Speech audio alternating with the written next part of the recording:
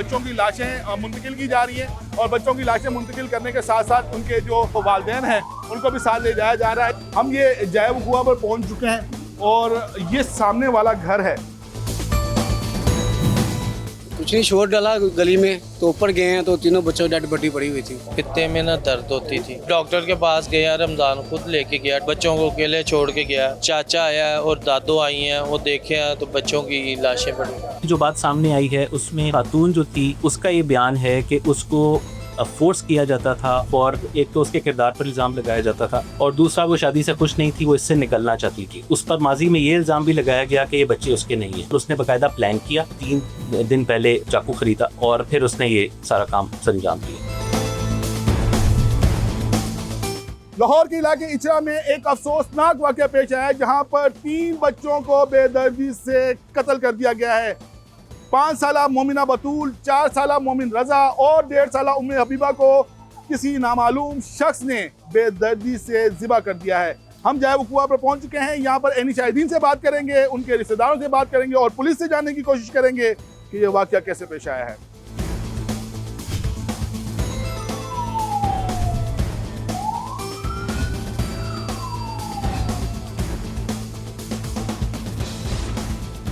हम ये जाए वक़ुआ पर पहुंच चुके हैं और ये सामने वाला घर है जहां पर रमज़ान अपने 3 बच्चों, अपने भाई और इसके अलावा अपनी वालदा के साथ रहाइश पजीर था। यहाँ पर पुलिस मौजूद है। पुलिस ने इस एरिया को कॉर्डन ऑफ किया हुआ है।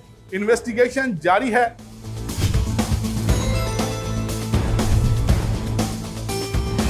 अफसोसनाक वाक़या पेश आया, आप यहीं पर मौजूद थे, क्या देखा?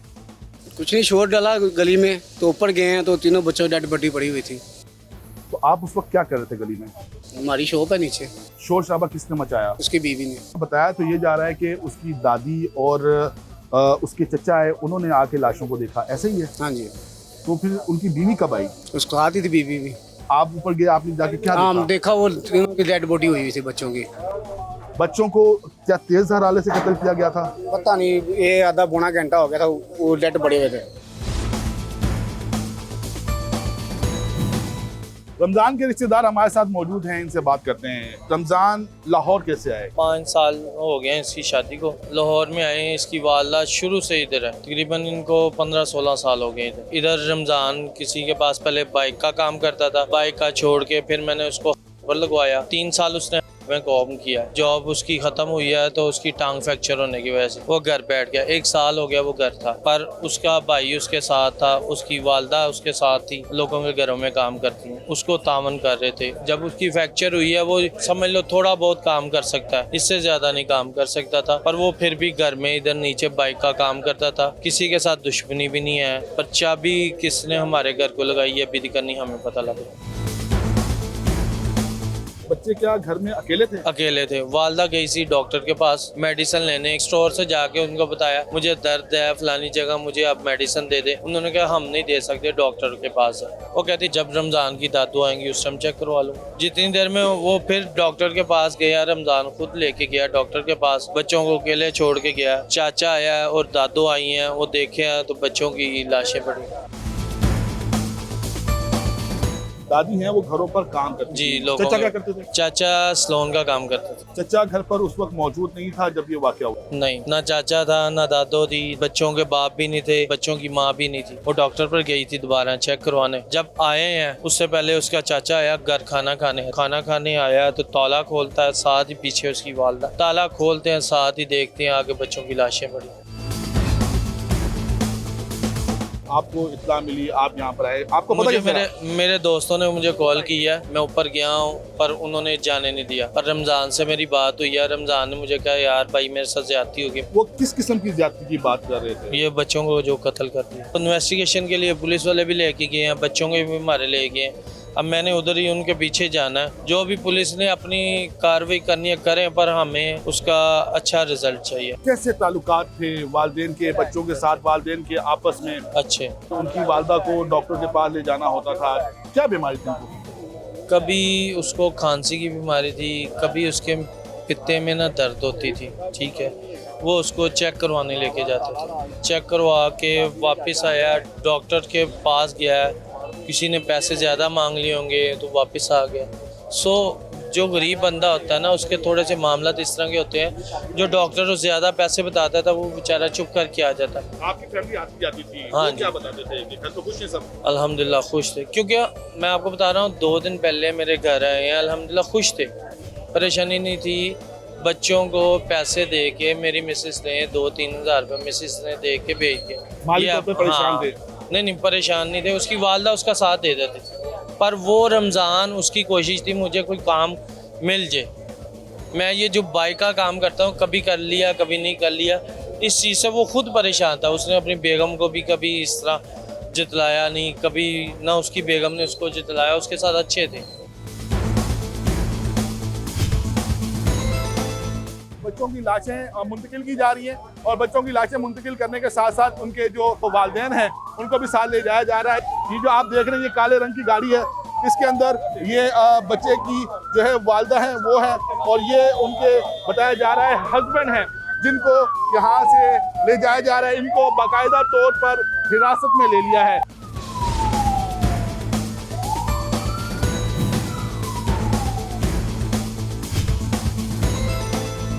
हमारे साथ मौजूद हैं एसएसपी ऑपरेशंस लाहौर तौकीर मोहम्मद नईम। आइए इनसे बात करते हैं। सर, क्या आप आए हैं, जाए वकुआ का आपने विजिट किया है, क्या इब्तदाई चीज़ें सामने आई हैं? जी बिस्मिल्लाहिर्रहमानिर्रहीम। इब्तदाई तौर पर 3 बच्चों की लाशें मिलने की इतला थी, जिसमें पुलिस फौरी तौर पर पहुंची है, फॉरेंसिक टीम्स बुला की गई और तमाम जो शवाहिद हैं वो इकट्ठे कर लिए गए हैं। और क्राइम सीन चूँकि महफूज था, हमने जो इब्तदाई चीज़ें पुलिस की इन्वेस्टिगेशन के पर्पज़ से थी वो सारी हमारी महफूज हैं, और डेफिनेटली पुलिस इसकी हर पहलू से तफ्तीश कर रही है, क्योंकि ये बड़ा अंदोनाक वाक़या है, 3 मासूम बच्चों की जान गई है।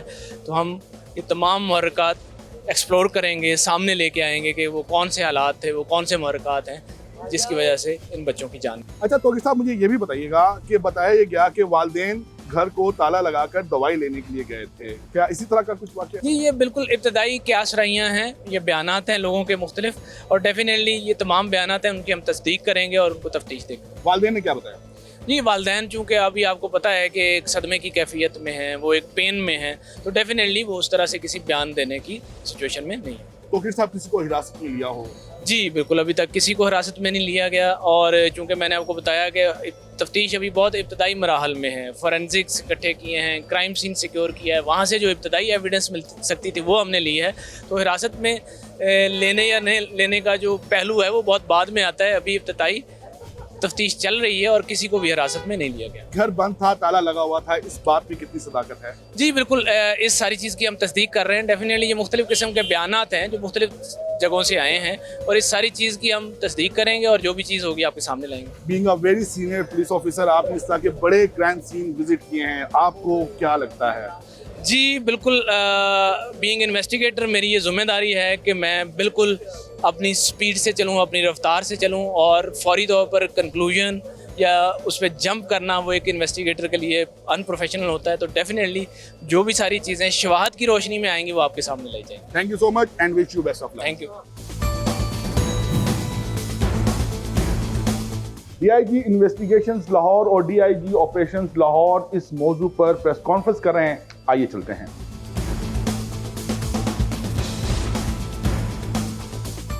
जब मौका देखा था तो बहुत सारी चीज़ें क्राइम सीन पे उसी वक्त बता रही थी कि यहाँ पे क्या हुआ। जो उसकी स्टेटमेंट है शौहर की, जो बीवी की, कोरोबरेट नहीं कर रही थी। कैमरा वाली टीमों ने कैमरे देखे, जो टाइम वो बता रहे थे इतने बजे आए इतने बजे गए, वो सारी चीज़ों में तेजाब था। जो बात सामने आई है उसमें खातून जो थी उसका ये बयान है कि उसको फोर्स किया जाता था, और एक तो उसके किरदार पर इल्ज़ाम लगाया जाता था, और दूसरा वो शादी से खुश नहीं थी, वो इससे निकलना चाहती थी। उस पर माजी में ये इल्ज़ाम भी लगाया गया कि ये बच्चे उसके नहीं हैं। तो ये कुछ वजूहात हैं जिसकी बिना पर उसने बाकायदा प्लान किया, और उसने प्लान करके पहले इसको 3 दिन पहले उसने इसके लिए खास तौर पर एक चाकू खरीदा, और फिर उसने ये सारा काम सरंजाम दिया। क्राइम सीन भी बोल रहा था, और जो उनकी स्टेटमेंट्स थी वो आपस में एडअप नहीं हो रही। फिर जो एविडेंस, फोरेंसिक एविडेंस हमें क्राइम सीन से मिल रही थी वो उनकी स्टेटमेंट से साबित नहीं हो रही थी। जो मियाँ और बीनी है, इनका बयान ये है कि जब ये वहाँ पहुंचे तो बच्चों के हाथ में सुनियाँ थी। जब हमने उसको मौके को देखना शुरू किया और हमने तमाम उसको असेस करना शुरू किया तो हमें ऐसी जगह से भी ब्लड स्टेन्स मिले जहाँ पर वो अपने जाने का जिक्र ही नहीं कर रहे थे कि हम वहाँ नहीं गए।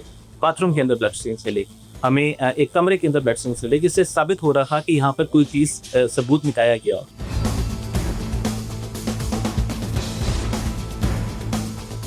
पुलिस के मुताबिक इन तीनों मासूम बच्चों को किसी और ने नहीं बल्कि इनकी सगी मां ने कत्ल किया है। उन्होंने पुलिस को बयान दिया है कि इनका शौहर इन पर शक करता था और इनको जिनसी बेराह रवी के लिए मजबूर करता था। इस वीडियो पर अपना फीडबैक जरूर दीजिएगा। अपना ख्याल रखिएगा। अल्लाह हाफिज।